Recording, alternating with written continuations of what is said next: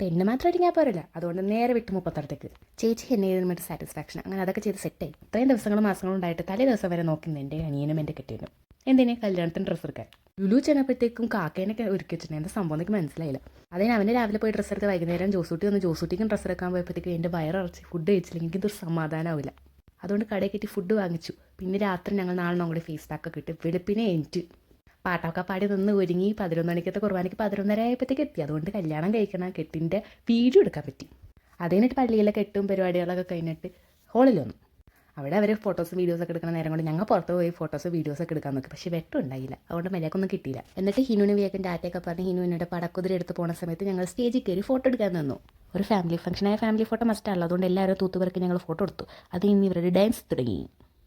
പിന്നെ അവരുടെ ഡാൻസൊക്കെ കഴിഞ്ഞപ്പോഴത്തേക്കും ഫാമിലി ഡാൻസ് തുടങ്ങി. അങ്ങനെ ഫാമിലിയൊക്കെ താഴെ നിന്ന് കിടന്നുള്ളുണ്ടായി. ഞങ്ങൾ ആ സമയത്ത് സ്റ്റേജിൽ കയറുന്ന അതിൻ്റെ ലൈറ്റിൽ ഫോട്ടോസ് വീഡിയോസൊക്കെ ഇട്ടു.